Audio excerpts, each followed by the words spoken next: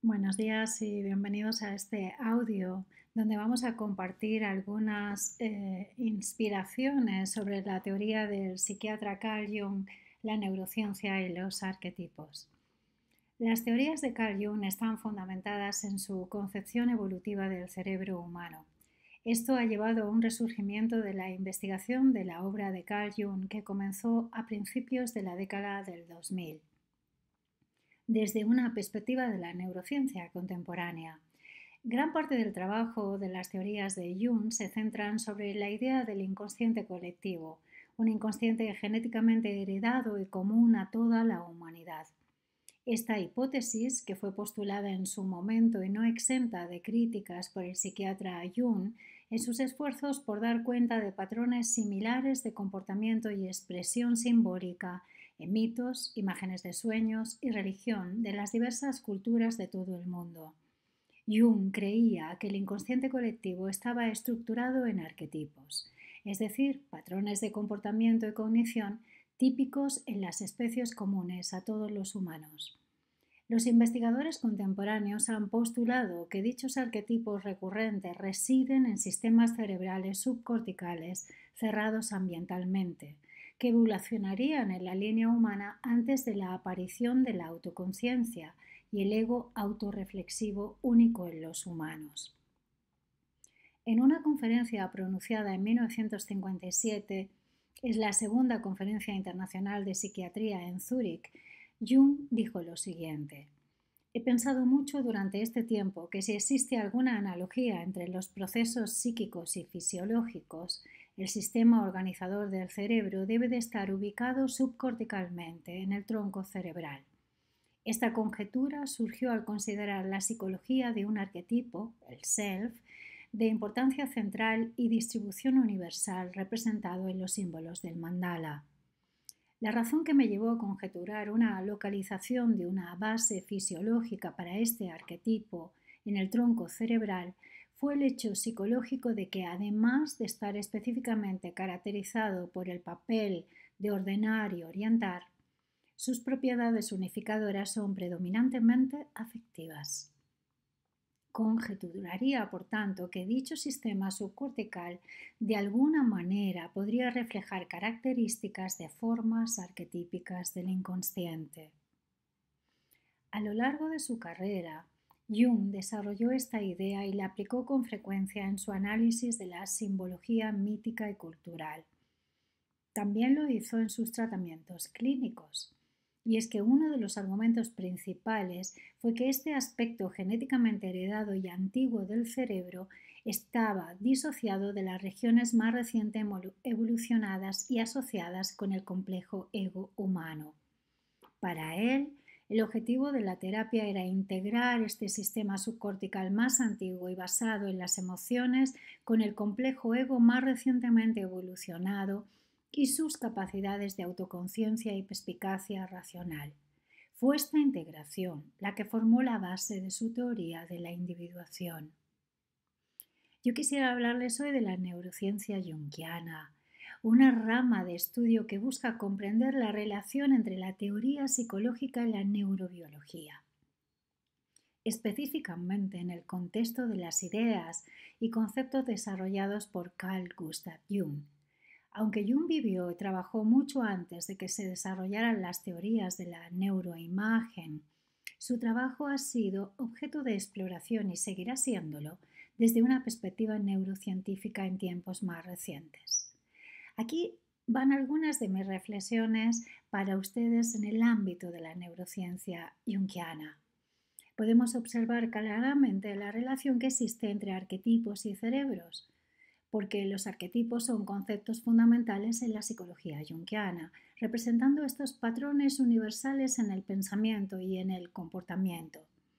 Los investigadores, al explorar cómo funcionan estos arquetipos, pueden llegar a relacionarlo no solo con estructuras cerebrales, sino también, quizás en el futuro, con funciones específicas.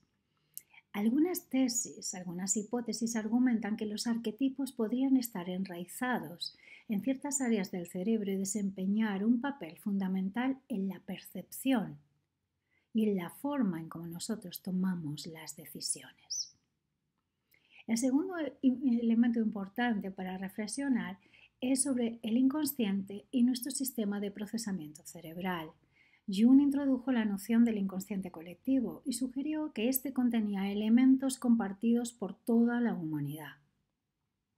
La neurociencia ha investigado cómo el cerebro procesa la información que podría estar relacionada con este concepto. Por ejemplo, ha estudiado el impacto de la meditación en el cerebro, como las imágenes arquetípicas también en sueños y en meditación podrían activar ciertas regiones cerebrales y cómo estas respuestas podrían vincularse a la idea de un inconsciente colectivo. La tercera línea que les propongo es una reflexión sobre la individuación y la plasticidad cerebral. Jung desarrolló la teoría de la individuación como un proceso de crecimiento personal y espiritual. La neurociencia ha ido investigando la plasticidad cerebral, es decir, que nos ha hablado de la capacidad del cerebro para cambiar y adaptarse. Por lo tanto, algunos estudios nos apuntan a que estas experiencias de individuación podrían estar relacionadas con cambios en la estructura y en la función del cerebro. La cuarta reflexión es la importancia de los ritos, los mitos y los símbolos en nuestro procesamiento cerebral. La psicología junguiana se centra en la interpretación de símbolos, de metáforas, que lleva a la psicoterapia al análisis de nuestros sueños. La neurociencia también ha examinado cómo el cerebro procesa y comprende los símbolos, lo que podría darnos más información sobre cómo funciona la mente humana y cómo se relaciona con los símbolos y las metáforas que proponía Carl Jung.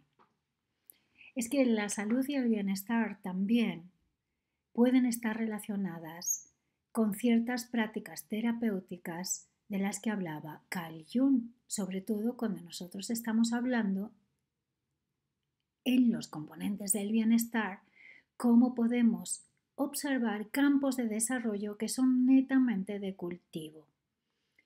Es muy importante destacar que la neurociencia junguiana es un campo en desarrollo y que muchas de estas investigaciones que hoy estamos planteando, estas 5 líneas que acabamos de escuchar, son simplemente áreas de exploración activa y abiertas.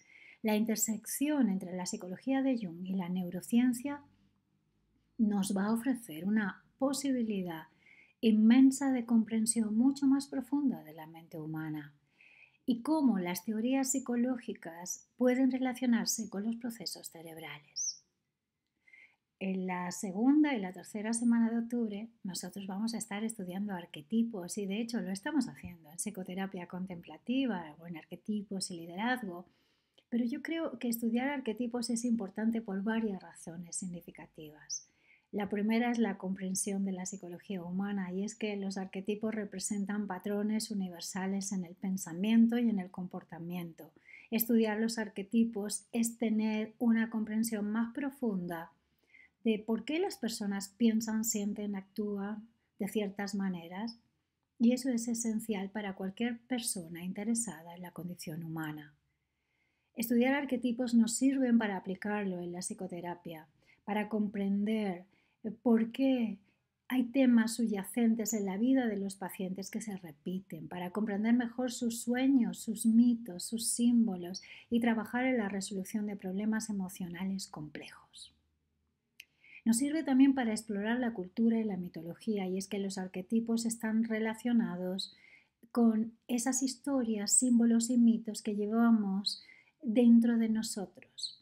Estudiar los arquetipos va a enriquecer nuestra comprensión de la diversidad cultural y cómo tenemos todos una herencia humana compartida. Los arquetipos no tienen fronteras.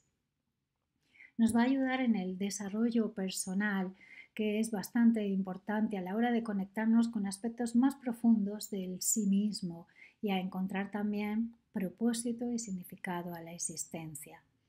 El arquetipo te narra y nos narra de una manera que a menudo forman parte de la base de historias que podemos trasladar luego en términos de creatividad a la hora de contar relatos, libros, a la hora de contar historias, a la hora de realizar obras de arte.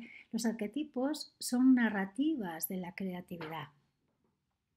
Desde luego, en uno de los contextos que más me gusta es en el contexto del liderazgo, y es que el liderazgo y el arquetipo tiene que ver con la comunicación, con cómo nosotros nos comunicamos, cómo lideramos equipos, qué cosa sucede cuando surge la sombra, cómo los líderes pueden comprender los arquetipos y ser mucho más conscientes de sus propios estilos de liderazgo y cómo interactuar con los demás. Los arquetipos nos sirven también para resolver conflictos enquistados, para comprender al otro, para pedir perdón, para recibir ese perdón, para observar las dinámicas subyacentes y cuáles son las motivaciones ocultas de las partes inconscientes.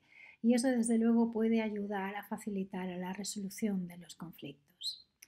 Creo que conocer los arquetipos nos puede ayudar a arrojar luz sobre patrones de pensamiento y de comportamiento en los grupos y en las sociedades y poner mucho más conciencia en esta ventana fascinante que hoy he querido presentarles, una ventana que habla de la neurociencia y de la obra del gran maestro Carl Jung.